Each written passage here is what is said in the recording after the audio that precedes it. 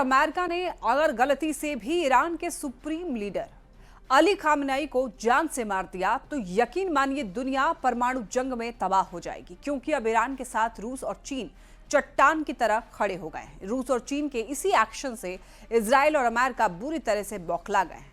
खबर यह है कि ईरान अगले 15 दिन में परमाणु बम बनाकर हमला कर सकता है। अगर ऐसा हुआ तो पूरे मिडिल ईस्ट में परमाणु जंग शुरू हो जाएगा।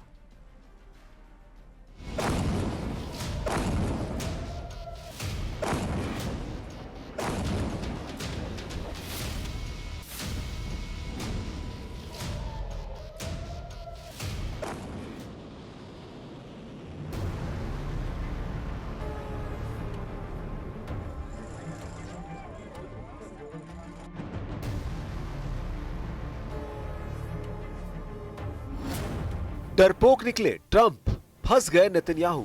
अब 14 दिन में फैसला।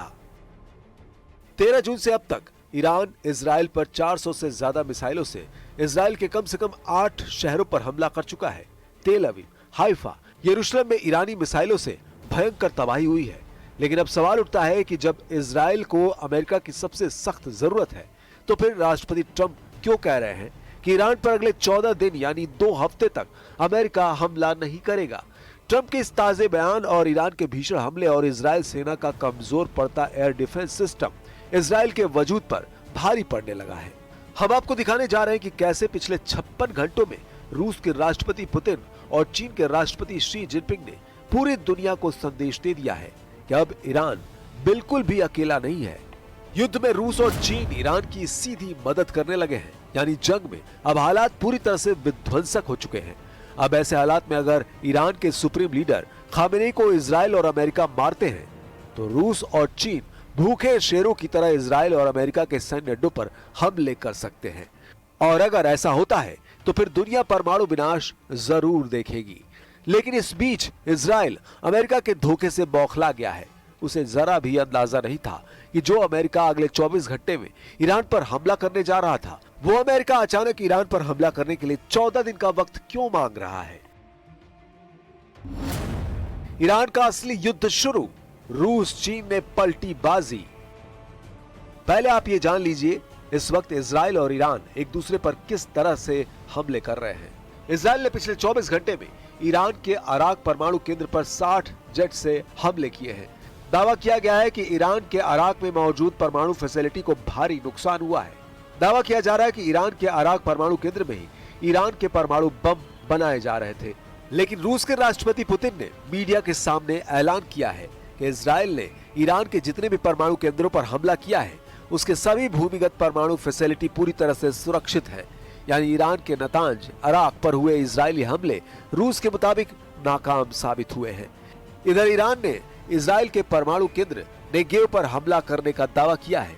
ऐसा माना जाता है कि इजराइल की राजधानी तेल अवीव से कुछ दूरी पर यह अड्डा है जहां इजराइल के परमाणु बम रखने के दावे किए जा रहे हैं। अब आप ये जान लीजिए कि 8 दिन की इजराइल ईरान जंग में कैसे ईरान ने इजराइल पर भीषण हमले शुरू कर दिए हैं और क्यों कहा जा रहा है कि रूस और चीन ईरान का अब जमकर साथ देने लगे हैं। युद्ध में ईरान का सीधा साथ दे रहे हैं रूस और चीन। चीन और रूस से तेजी से ईरान पहुंचा रहे हैं हथियार। रिपोर्ट में दावा किया गया है ईरान को बचाने के लिए चीन ने समंदर में जासूसी युद्धपोत तैनात कर दिए हैं। रूस ने ऐलान किया है कि अगर ईरान के सुप्रीम लीडर अली खामेनेई को मारा तो होगा भयंकर सर्वनाश। इजरायली मीडिया में दावा किया गया है कि 15 दिन में परमाणु बम से हमला कर सकता है ईरान। वॉशिंगटन में आपातकाल मीटिंग हुई है क्योंकि ईरान के पलटवार से सख्ते में है ट्रंप। ईरान, रूस, चीन से घबराकर ट्रंप ने 14 दिन तक ईरान पर हमला न करने का फैसला लिया है। तेल अवीव, हाइफा में भारी तबाही हुई है। ईरानी मिसाइलों ने इजराइल में मौजूद माइक्रोसॉफ्ट ऑफिस को मिसाइल हमले से उड़ा दिया है। इजराइल के परमाणु अड्डे नेगेव पर ईरान ने मिसाइल से हमला करने का दावा किया है। खबर यह भी कि ईरान के डर से अमेरिका ने कतर के अड्डे से 40 में से 37 जेट हटा दिए हैं। ईरान की सेजिल मिसाइल ने इजराइल में मचाई तबाही। ईरान के फोर्दो परमाणु अड्डे को कैसे तबाह करेंगे अमेरिका इजराइल, इसे लेकर तेल अवीव से लेकर वॉशिंगटन तक मीटिंग हो रही है। ईरान के भीषण मिसाइल हमलों को रोकने के लिए हर दिन इजराइल को 2500 करोड़ रुपए खर्च करने पड़ रहे हैं। ऐसा दावा वॉल स्ट्रीट जर्नल की रिपोर्ट में किया गया है। ईरान के विदेश मंत्री अब्बास अरागची ने 2 टूक कह दिया है कि जब तक इजराइल हमले नहीं रोकेगा कोई बातचीत नहीं होगी। تکلیف رو بگذارید روشن بکنم. ما در شرایط حاضر و در شرایطی که تهاجمات رژیم صهیونیستی ادامه داره خواهان مذاکره با هیچ کسی نیستیم و آمریکا یعنی در خصوص این موضوع با هیچ کسی ما خواهان مذاکره نیستیم. آمریکایی‌ها خواهان مذاکره هستند، چند بار هم پیام دادن، پیام‌های خیلی جدی هم دادند، ولی ما صراحتاً به اونها گفتیم که تا وقتی که این تهاجم و تجاوز متوقف نشه ईरान ने इजराइल के बिरशेबा शहर पर सुबह बैलिस्टिक मिसाइल से हमला किया है। टाइम्स ऑफ इजराइल की रिपोर्ट के मुताबिक मिसाइल माइक्रोसॉफ्ट ऑफिस के नजदीक गिरी। इससे कई कारों में आग लग गई। आसपास के घरों को भी नुकसान पहुंचा। इसमें 6 लोग घायल हो गए हैं। ये लगातार दूसरा दिन है जब बिरशेबा शहर पर मिसाइल हमला हुआ है। इससे पहले 19 जून को भी ईरान ने बिरशेबा के एक अस्पताल पर मिसाइल दागी थी, जिसमें 50 से ज्यादा लोग घायल हो गए थे। ईरान और इजराइल के बीच जंग का दायरा बढ़ता जा रहा है। इजराइल के हमलों के बाद ईरान ने भी पलटवार किया है, जिसके बाद अमेरिका ने उस पर दबाव बनाना शुरू कर दिया है। हालांकि ईरान ने जंग में पीछे हटने से इनकार करते हुए इजराइल पर बैलिस्टिक मिसाइलों से कई हमले किए हैं, जिससे तेल अवीव और हाइफा जैसे शहरों को बड़ा नुकसान पहुंचा है। ما منتظر عکس العمل حامیان اسرائیل هستیم، میکشن کنار یا نمیکشن کنار. یعنی هر چه زودتر عقلای آمریکا و اروپا باید به سرعت دولت مردانشون رو از پشت سر اسرائیل بکشونن بیرون.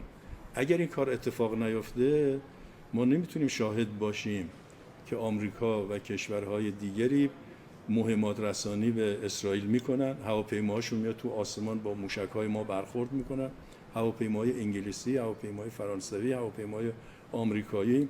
بنابراین ممکنه ابعاد جنگ جدی‌تر بشه و ما خودمون رو برای اون آماده میکنیم، ولی که همیشه ما تلاش میکنیم که آغازگر ما نباشیم ولی پایان دهنده ما خواهیم بود.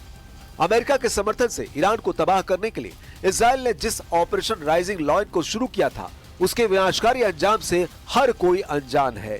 लेकिन हालात बता रहे हैं कि मध्य पूर्व का ये संघर्ष अब एक ऐसी जंग में बदलने जा रहा है जिसमें दुनिया 2 भागों में बंट जाएगी।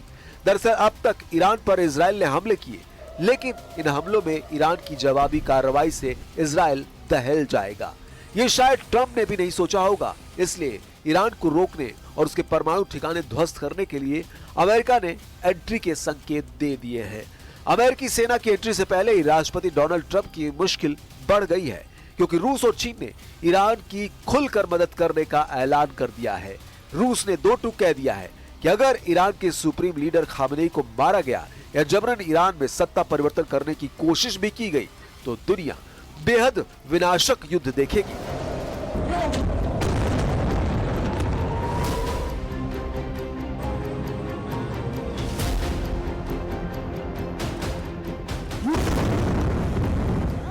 Ну, если мы вспомним с вами встречу, которую накануне провел президент Путин с руководителями международных информационных агентств, когда ему задали вопрос по этой теме, он сказал: «Я даже не хочу об этом говорить». И это говорит о том, что, конечно, это является совершенно неприемлемым. Сама постановка такого вопроса является для нас неприемлемым. Мы считаем, что это непозволительно вести такие разговоры, и тем более непозволительно предпринимать такие действия. डरपोक निकले ट्रंप, फंस गए नेतन्याहू, रूस चीन का डबल प्लान एक्टिव। इजराइल के हमले से नहीं बल्कि इस युद्ध की दिशा ट्रंप के बयान के बाद बदली है। इजराइल के हमले का जैसे ही ईरान ने जवाब दिया, ट्रंप ने ईरान के खिलाफ एक चेतावनी जारी की। रूस और चीन की खामोशी ने इजराइल और अमेरिका का हौसला बढ़ा दिया था, पर अब 2 गतिविधियों ने इजराइल अमेरिका का हौसला पस्त कर दिया है। इनमें पहली गतिविधि है युद्ध के बीच चीन के कार्गो प्लेन का ईरान पहुंचना, और दूसरी गतिविधि है ईरान के सहयोगी के रूप में रूस की हलचल। चीन के मालवाहक विमान तेहरान में उतरे हैं। इन विमानों ने ट्रांसपोर्टर बंद करके लैंडिंग की है, जिससे पता चलता है कि चीन ने कार्गो प्लेन में जंग के लिए हथियार भेजे हैं और इन हथियारों में एयर डिफेंस सिस्टम भी शामिल है। चीन खुलकर इजराइल यूएस के विरोध में उतर चुका है। इसका सीधा मतलब है कि ईरान और चीन के बीच गुप्त रूप से हथियारों का सौदा हुआ है और इस डील को इजराइल के हमलों को अवैध बताकर पूरा किया जा रहा है। चीन के विदेश मंत्री वांग यी के अनुसार ईरान पर इजराइल के हमले अंतर्राष्ट्रीय कानून और अंतर्राष्ट्रीय संबंधों को नियंत्रित करने वाले नियमों का उल्लंघन करते हैं। शांति स्थापित करने के लिए ओमान और अन्य देशों के साथ चीन संचार स्थापित करेगा। इसका मतलब है कि चीन खुलकर इजराइल और अमेरिका के विरोध में आ गया है और दूसरी तरफ रूस ने भी ईरान का साथ देने का संकेत दे दिया है। रूस ने अमेरिका के लिए चेतावनी भी जारी कर दी है, जिसमें कहा गया है कि ईरान पर अमेरिका हमला न करे। अगर यूएस ने हमला किया तो मध्य पूर्व अस्थिर हो जाएगा, जबकि इजराइल के हमले परमाणु विनाश का खतरा खड़ा कर रहे हैं। यानी स्थिति दिन ब दिन बिगड़ती जा रही है, जिसका प्रमाण अमेरिका की एक गतिविधि से भी मिलता है। अमेरिका के राष्ट्रपति का डूम्सडे प्लेन E-4B वॉशिंगटन के पास उतरा है, जिसका मतलब है कि अमेरिका इस युद्ध को बड़ा संकट मान रहा है, क्योंकि यह प्लेन राष्ट्रपति की सिर्फ सुरक्षा ही नहीं करता बल्कि परमाणु विस्फोट का सामना भी कर सकता है। तो क्या युद्ध में न्यूक्लियर तबाही की आशंका बढ़ गई है? जवाब ट्रंप के बयान से मिलता है। I have a meeting in the war room in a little while, situation room as some people call it. So we're going to meet, we're going to see. We're in the midst of it's a terrible thing. I hate to see it. I hate to see all that death, so much death and destruction. But death primarily is what I hate to see. अब ऐसे हालात में Israel Iran को कैसे हरा पाएगा, ये बहुत बड़ा सवाल है।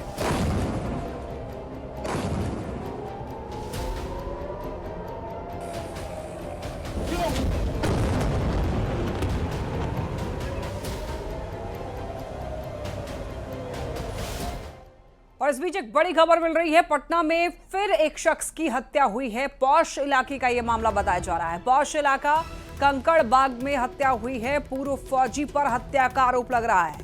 देखिए, ये बड़ी खबर मिल रही है। पटना में मर्डर का मामला सामने आया है। एक शख्स की हत्या कर दी गई है। पौष इलाके कंकड़ बाग में हत्या हुई है और इसका आरोप जो है पूर्व फौजी पर लग रहा है। पटना में फिर से एक शख्स की हत्या और हत्या का आरोप पूर्व फौजी पर।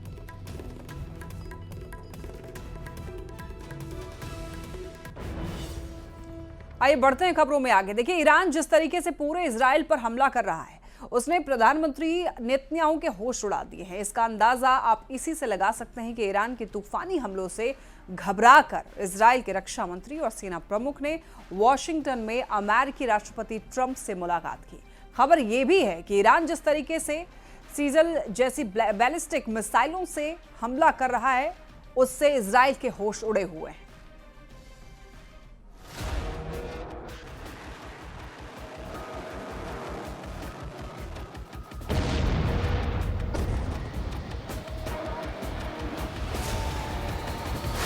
ईरान का सेजिल मिसाइल से हमला, कतर से भागे अमेरिका के 40 जेट। ईरान की सेजिल बैलिस्टिक मिसाइल ने तेल अवीव और हाइफा में धुआं कर दिया है। ईरान के हमलों को देखते हुए ट्रंप तक चकरा गए हैं। यही वजह है कि ईरान को चारों तरफ से घेरने में जुटे अमेरिका के 10 अड्डों पर ईरान भीषण हमले की तैयारी कर रहा है।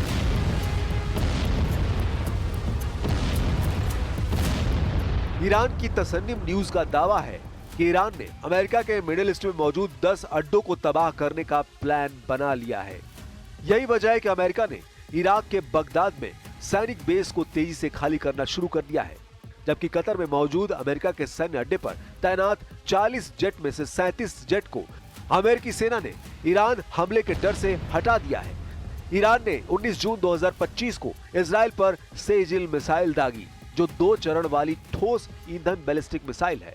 इसकी रेंज 2000 किलोमीटर और वॉरहेड 500 से 700 किलोग्राम है। ये इसका पहला युद्धक इस्तेमाल था। इजराइल ने इसे नष्ट करने का दावा किया। ईरान का यह हमला एक रणनीतिक संदेश था, जिससे क्षेत्रीय तनाव बढ़ सकता है।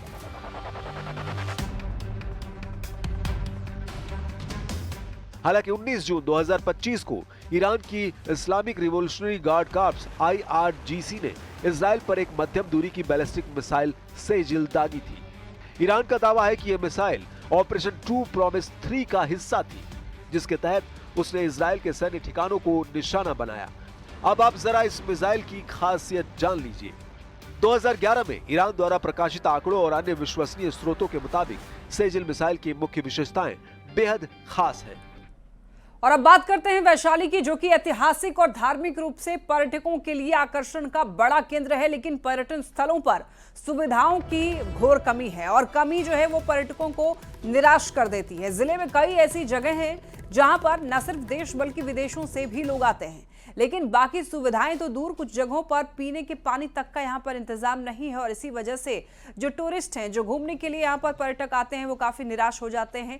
यहाँ पर आप देख सकते हैं शौचालय की भी स्थिति किस तरीके से खराब हुई पड़ी है। तो पर्यटन स्थलों में सुविधाओं की कमी से निराश होकर पर्यटक लौट जाते हैं और बार बार शिकायत करने के बावजूद यहाँ पर नहीं एक्शन लिया जा रहा है और ना ही कुछ व्यवस्था में सुधार हो रही है। तो कुव्यवस्था के कारण पर्यटक निराश हो जाते हैं और यहाँ पर दोबारा आना नहीं चाहते हैं। बार बार शिकायत कर रहे हैं पर्यटक, इसके बावजूद इसका कोई असर नहीं हो रहा है। ऐतिहासिक और धार्मिक रूप से पर्यटकों के लिए आकर्षण का ये बड़ा केंद्र है, लेकिन पर्यटन स्थलों पर सुविधाओं की कमी और पर्यटकों को निराश कर देती है। बिहार में पर्यटन को बढ़ावा देने के लिए सरकार जो है वो करोड़ों रुपए खर्च कर रही है, ताकि बिहार में पर्यटन जो है वो उद्योग का रूप ले सके और पर्यटन को बढ़ावा दिया जा सके। लेकिन पर्यटन स्थलों की जो व्यवस्था है उस पर कहीं ना कहीं सवाल लगातार उठते रहे हैं। अभी मैं मौजूद हूँ वैशाली में, और वैशाली एक पर्यटक स्थल है, अंतर्राष्ट्रीय स्तर पर इसकी पहचान है। अभी मैं जिस जगह मौजूद हूँ आप देख सकते हैं विश्व शांति स्तूप है, और यहाँ पे न सिर्फ विश्व शांति स्तूप के अलावा बगल में अभिषेक पुष्करणी झील भी है। इसके अलावा इसके जस्ट पीछे जो है वो राजा विशाल का, लिच्छवी गणराज की स्थापना जिन्होंने की थी, राजा विशाल का गढ़ है। और उसके अलावा यहाँ पे बौद्ध धर्म से जुड़ा हुआ रैली की स्तूपा भी है। घूमने आए हैं, वैशाली घूमने आए हैं। घूम ली सब? क्या व्यवस्था में कहीं कुछ कमी आप लोग को दिख कमी रहा है, हर चीज सब ठीक है, वही खाना वाना का व्यवस्था ये सब नहीं है, वही लैट्रिन बाथरूम सब नहीं नजर पड़ रहा है। पानी वानी पीने का? पानी के सब कुछ व्यवस्था नहीं दिखा रहा। यही मंदिर आए थे देखने, यहाँ कोई व्यवस्था नहीं है। अच्छा। न खाने के है न कुछ, कोई व्यवस्था नहीं है। शौच अगर लगे तो क्या करता है? कोई यहाँ बुझा ही नहीं रहा है किधरो क्या कर रहा है सरकार। गंदगी भी है सब जगह। हाँ, ये तो आप जाने गठबंधन के सरकार ही क्या कर रहे हैं इसे। बिहार में ऐसा ही रहता है, बिहार में ऐसा ही रहता है, ये चेंज नहीं हो सकता। लोग के मेंटलिटी ऐसा ही है और ऐसा ही रहेगा। अच्छा। हाँ, तो क्योंकि जो नाम है इस स्थल का, उस नाम के हिसाब से तो कुछ भी नहीं। कुछ नहीं। अगर यही चीज कहीं और होता, किसी और देश में, प्रदेश में, तो कुछ और ही होता। और बिहार में अब दिख रहा है आपको, कुछ दिख रहा है? समर वेकेशन चल रहा है, कहीं पे कुछ दिख रहा है? प्रतिदिन यहाँ पे देशी विदेशी पर्यटकों का तांता लगा रहता है, लेकिन व्यवस्था के नाम पर अभी भी बहुत कुछ होना बाकी है। यहाँ ना ही सही ढंग से पीने का पानी उपलब्ध है लोगों के लिए, ना ही शौचालय की व्यवस्था है। क्या कहे कि जितने भी पर्यटक स्थल है वहाँ पे साफ सफाई नाम का कोई चीज़ नहीं है। वो वैशाली के इस पर्यटन स्थल पे देखने को मिल रहा है। लिहाजा लोगों में कहीं ना कहीं इस बात को लेकर आक्रोश भी है, और लोग जो यहाँ पे दूर दराज से चलकर आते हैं उन्हें परेशानी भी झेलनी पड़ती है। प्रफुल्ल कुमार, न्यूज़ 18, वैशाली। तो आप सुन रहे थे, यहाँ पर जो लोग घूमने आए हुए थे पर्यटक, वो खुद कह रहे थे कि यहाँ पर व्यवस्था जो है इसी तरीके से खराब रहती है। कई बार शिकायत की गई है, लेकिन इसके बावजूद इसका असर कुछ नहीं होता है। पानी की कमी है, यहाँ पर शौचालय भी ठीक तरीके से नहीं बना हुआ है और बार बार शिकायत की जाती है, लेकिन इसके बावजूद कोई यहाँ पर फर्क नहीं पड़ता है। आकर्षण का ये बड़ा केंद्र है, लेकिन इसके बावजूद पर्यटन स्थलों पर सुविधाओं की कमी की वजह से पर्यटक निराश हो जाते हैं। कई ऐसी जगह हैं जिले में जहाँ पर न सिर्फ देश बल्कि विदेशों से भी कई बार लोग घूमने के लिए आते हैं, लेकिन बाकी सुविधाएं तो दूर, यहाँ पर जो बेसिक सुविधाएं होती हैं वो यहाँ पर उपलब्ध नहीं है और इसी वजह से जो पर्यटक हैं वो निराश हो जाते हैं। पानी तक का इंतज़ाम नहीं है, पीने के पानी का इंतज़ाम नहीं है, शौचालय की यहाँ पर व्यवस्था नहीं है और इसी वजह से जो पर्यटक हैं, जो टूरिस्ट हैं, जो घूमने आते हैं वो निराश हो जाते हैं। देखिए, दरभंगा में भी इसी तरीके से पर्यटन स्थलों की स्थिति दयनीय है। 85 एकड़ में फैला रामबाग का किला और महल परिसर अपनी वास्तुकला, इतिहास और सांस्कृतिक महत्व के लिए काफी मशहूर है, लेकिन पर्यटन के लिहाज से इसका विकास नहीं हो रहा है। धीरे धीरे रामबाग अस्तित्व खतरे में पड़ता जा रहा है। सहरसा और कटिहार और दूर दराज से आने वाले पर्यटकों को निराश होकर यहां से लौटना पड़ता है। दरभंगा महाराज के गौरवपूर्ण इतिहास को भी संरक्षित करने में कोई दिलचस्पी नहीं दिखाई दे रही है। मैंने भी सुना है और देखा भी कि किला लगभग लाल किले से 9 फीट ऊंची है, तो वो किला भी बहुत खूबसूरत है। इस पर भी अगर इसको बहुत अच्छे से मतलब लोग अगर आते हैं, अभी भी देखा जाए तो फ़ोटो खिंचाने के लिए बहुत अच्छा जगह लोगों को मिलता है कि लोग अभी भी फ़ोटो खिंचाते हैं। बट वही ये चीज़ों को थोड़ा ध्यान दिया जाए और उसको व्यवस्थित किया जाए। लेकिन ऐसा कोई यहाँ इंतजाम या व्यवस्था लग नहीं रहा है कि अगर कोई हो, ठीक है 150 ले भाई टूरिस्ट गाइड के ही हिसाब से, तो हम लोगों को थोड़ा सा ये वो बताए कि यहाँ ये है, यहाँ वो है। हम तो कुछ जान ही नहीं रहते, ये वो ही बताएंगे। हम तो बस इतना ही जान रहे हैं कि राज दरबार है, तो यहाँ घूमने जैसा कुछ है, देखने जैसा कुछ है तो देखा जाए। यहाँ तो हर चीज़ का फैसिलिटी होना चाहिए, जैसे टूरिस्ट होना चाहिए, इसमें घूमने की जगह, देखने की जगह होनी चाहिए।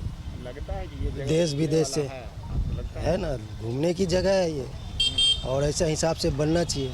इसके अंदर एक संस्कृत विश्वविद्यालय भी है। इस दोनों को हम सरकार से यही मांग करते हैं कि अच्छा ये पर्यटक स्थल बनाया जाए।